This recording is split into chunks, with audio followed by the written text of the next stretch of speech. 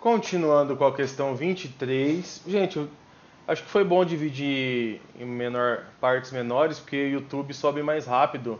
Dá para vocês verem antes, tá bom?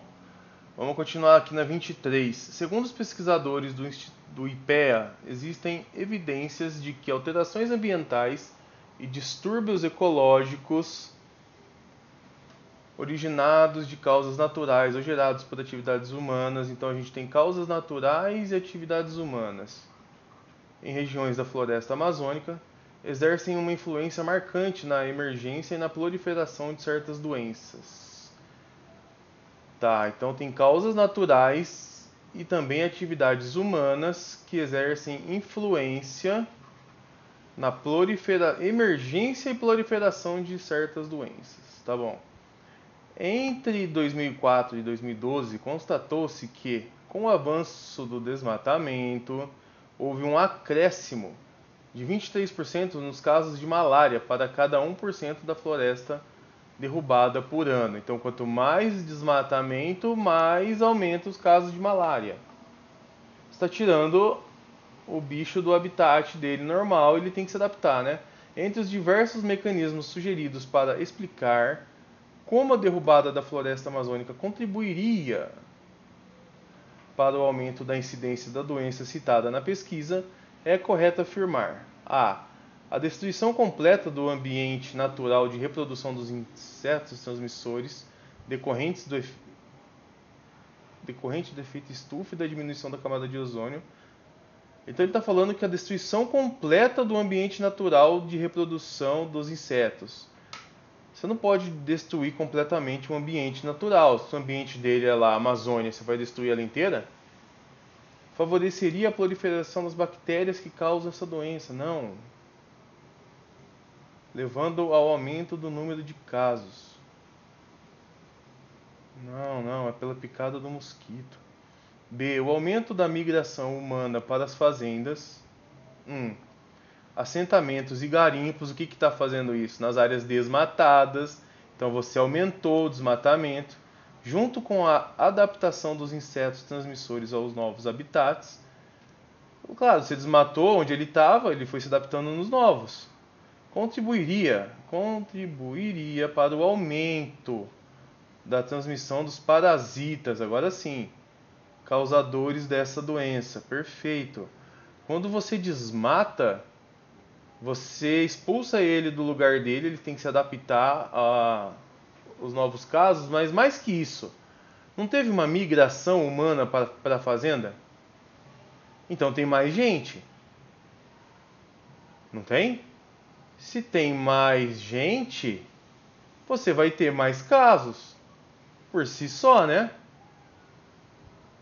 Então, o aumento das pessoas lá nas áreas desmatadas e as áreas desmatadas, além disso, faz esses insetos transmissores migrarem para seus novos habitats, tudo isso gera aumento realmente dos casos de malária. Perfeito. C. O desmatamento teria ocasionado a diminuição das superfícies aquáticas. Mas o desmatamento não são das árvores? E o aparecimento de várias espécies de caramujo. Não, caramujo é outra doença, gente. Hospedeiros das larvas, não. Falou caramujo aqui, esquece, é outra doença. Os insetos transmissores, barbeiro. Outra doença, não é? E outras várias espécies diferentes após o desmatamento teriam ficado altamente eficientes para a transmissão dessa doença. Não é o barbeiro que transmite. As condições ambientais nas regiões desmatadas da floresta, tais como temperaturas muito baixas na floresta e baixos índices pluviométricos na floresta, altos, né?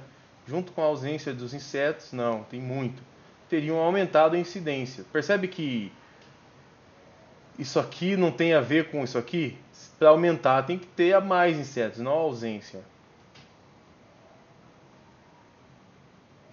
Deixa eu ver aqui. Vou mudar minha página aqui junto, gente. Só um momentinho.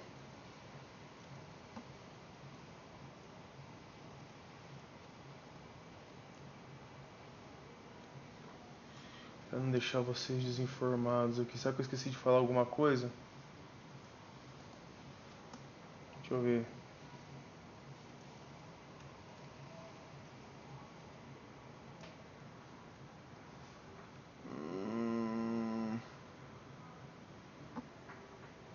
Eu falei quais eram as doenças, gente? Quais eram as doenças?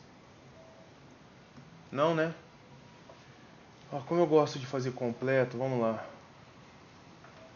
Quando ele falar pra você aqui, ó, barbeiro,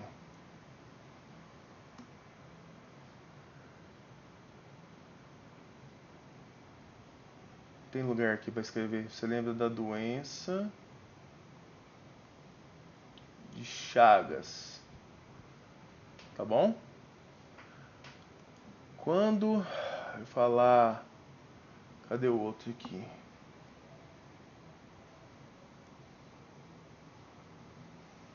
De caramujos, você lembra de esquistossomose, tá bom? Então, só pra... eu gosto de deixar bonitinho aqui, apesar de fazer mais detalhado para os alunos depois, vocês também têm que saber, né? Bom, 24. Denúncias são importantes formas de detecção das infrações ambientais. Blá, blá, blá. Isso aqui eu fiz na parte de exatas, aí o primeiro vídeo. Eu não vou refazer, tá? Mas basicamente, gente, não fica inventando. Testa. Alternativa 1. E não testem uma linha só não, testem mais. Vamos escolher uma linha aqui, 5. N, que é N? 13.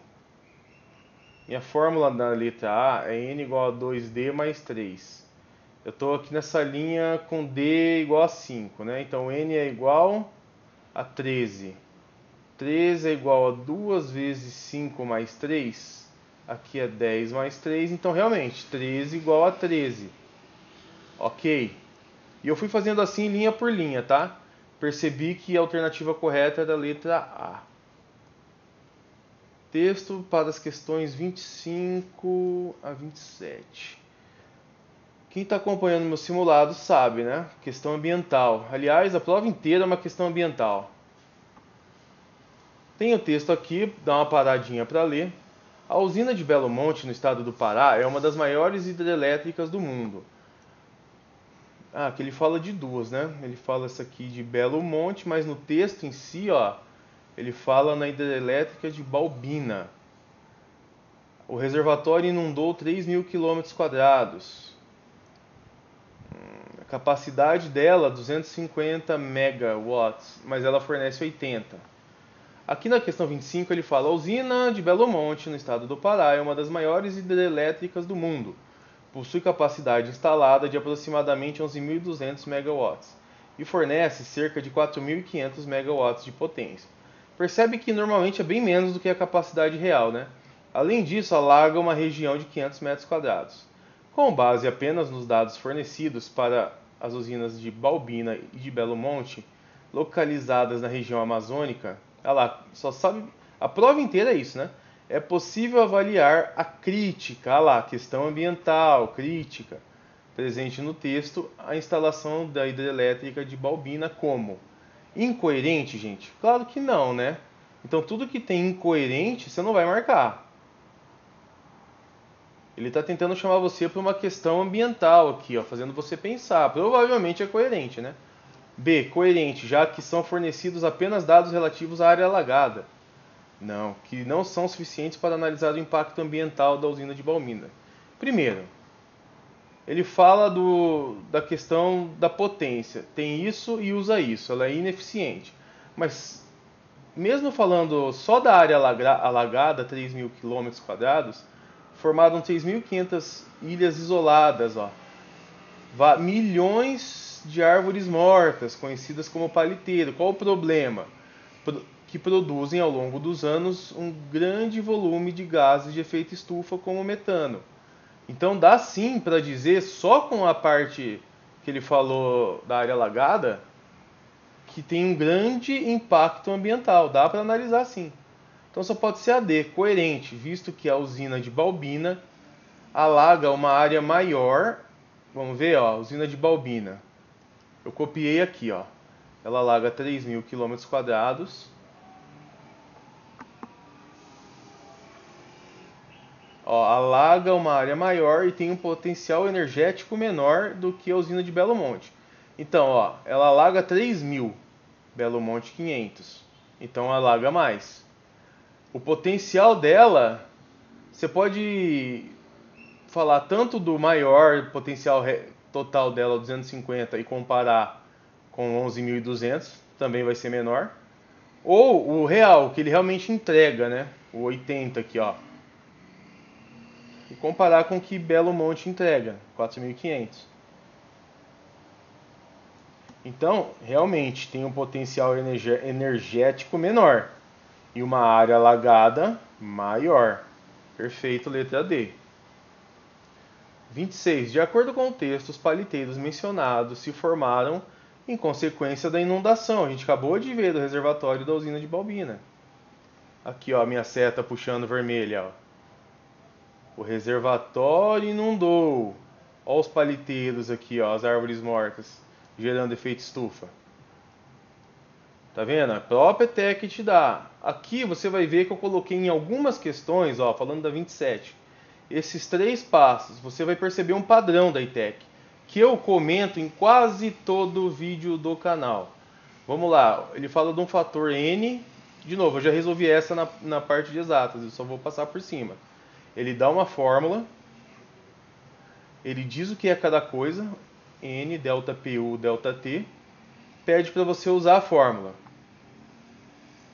Capacidade instalada total é o 250 da usina de Balbina, que é o que ele quer, e a capacidade real é 80. Fazendo essa conta, eu fiz lá no outro vídeo, é que é tão rápido, 0,375. Sobra 5, 0,32. Aqui por que eu multipliquei por 4? Porque eu sei que qualquer coisa dividido por 100 dá alguma coisa assim, tá vendo? Ó, 25 dividido por 100. Por que eu quero alguma coisa assim? Porque é como está nas alternativas. Então eu quis fazer aparecer 100 aqui no denominador. Eu multipliquei ele por 4. Mas para fazer isso numa fração, eu não posso multiplicar só o denominador. Eu tenho que multiplicar o denominador e o numerador. Porque daí dá na mesma, né? Eu posso cortar aqui e fica a mesma fração. Se eu multiplico o numerador e denominador pelo mesmo número, não muda a fração. Ela só fica maior, mas eu posso simplificar até a fração mínima, de novo. Resumindo, 0,32, alternativa B. Aqui tranquilo, desmatamento na Amazônia. Ele dá aqui 15 anos, eu contei do 1 até o número 15. É possível concluir corretamente que em exatamente 3/5 dos anos apresentados, então 3/5 de alguma coisa, de a multiplicação, 3/5 de 15, você corta aqui, ó, fica 3 vezes 3, 9. Então ele quer exatamente em 9. Então o que acontece em 9 vezes? O desmatamento registrado no ano foi, ó, pega aqui, igual a 4.000. Tem algum igual a 4.000? Não, 0 vezes. Maior que 5 ou maior que 6.000? Maior que 5 e maior que 6.000, ó, maior que 5, 1, 2, 3, 4, não dá. Maior que 6, 1, 2, 3, não dá. Eu quero algo que acontece em 9. Então provavelmente não tem a ver com essas alternativas. Você olha as duas últimas, menor que 2.000 e menor que 3.000. Se você pega menor que 2.000, só tem aqui 1, 2, 3, 4, 5. Não deu. Mas quando você pega menor que 3.000, você tem 1, 2, 3, 4, 5, 6, 7, 8, 9. Acontece exatamente 9 vezes? É essa. Menor que 3.000. 29. De novo. A ETEC ensinou o que é amplitude total. Isso aí vocês tinham que saber já. Mas tudo bem, depois pede para você usar. Ele fala que a amplitude total em um conjunto de dados é a diferença entre o maior e o menor valor observado nesse conjunto. Qual que é o maior aqui? É só olhar pelas barrinhas você já acharia, né? Qual que é a maior barra aqui? Qual que é a menor? Bom, tá por aqui, né? Menor, menor mesmo? Aqui. Gente, igual eu falei lá no outro vídeo, pelo amor de Deus, se você tem um conjunto de 15 números e não sabe achar o maior e o menor, não dá, né? 9.069 e 1.008. 9.069 menos 1.008 é a amplitude. Aqui, ó. Dá 8.061, letra B. Tranquilo, né? 30. Atividade intensa. Tá. Os compostos mencionados são gases. Quais os compostos mencionados? Dióxido de carbono e metano. Ele fala a prova inteira disso. O que tem a ver? O que dá para dizer sobre esses gases? Eles protegem a Terra, gente? Não, eles são responsáveis pelo efeito estufa, né? É o que a prova mais comentou. Amenizam a temperatura? Não, aumentam. No canal tem vídeo sobre efeito estufa, acho que em 5 minutos você aprende. É um vídeo bem curto. D. Os efeitos estufa, os quais destrói... Não. O que tem a ver com a camada de ozônio? E. Efeitos estufa, os quais potencializam o aquecimento global. Letra E. Tá vendo quanta questão tranquila? Realmente, teve algumas questões bem trabalhadas, ainda mais as primeiras, gente, que realmente, ó, dá uma desanimada no aluno, eu entendo. É por isso que eu disse nos resumos de véspera, nas provas simulados de vésperas, nos vídeos de véspera. Passa pra frente, não fica sofrendo. Na 31, ele fala uma coisa que eu também falei no simulado 3, a transpiração das folhas, ó. A folha, ela não faz só fotossíntese, liberando O2. Ela não faz só respiração, liberando CO2. Ela também transpira. O que acontece no seu corpo quando você transpira? O fato de transpirar, o que acontece? Ele resfria. Ele diminui a temperatura, ele rouba um pouco da temperatura do seu corpo no ato de transpirar. Mas nem precisava saber isso, tá? Consequência do desmatamento e aquecimento global também está relacionado com exatamente o que eu disse, desmatamento. Regiões com mais árvores, arbóreas, tende a ter uma temperatura um pouco menor. Muito graças a essa evapotranspiração e a própria sombra que as árvores fazem. Mas a gente está falando de transpiração. Ele fala que desempenha um papel fundamental como regulador do clima. Então, na minha resposta, tem que ter alguma coisa relacionada a isso. Por quê? Conforme a água evapora, contribui na formação do arco-íris, gente, pelo amor de Deus, por meio da refração dos raios solares. E, consequentemente, aquece o ambiente. O arco-íris aquece o ambiente.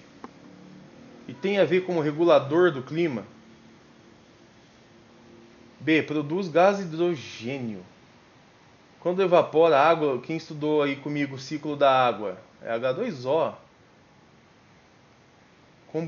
Um gás combustível que pode liberar calor. Não, nada a ver, gente. Não viaja. C. Libera átomos de hidrogênio e oxigênio no ambiente. Como H2O consequentemente, resfriando. Quando você tem um vapor de água, consequentemente, esse vapor resfria o ambiente? Nem sempre, né? Quando você esquenta lá a água no fogão, sai o vapor de água. Esse vapor não é quente? D. Consome oxigênio do ambiente. A transpiração consome oxigênio. E digamos que consumisse oxigênio resfria o ambiente, consequentemente nada a ver. E. Absorve calor do ambiente. Aí sim. E consequentemente o resfria através da transpiração, como é pra gente no suor. 32. Rios voadores, mais texto, né? Com base no texto, como sempre, é correto afirmar que os rios voadores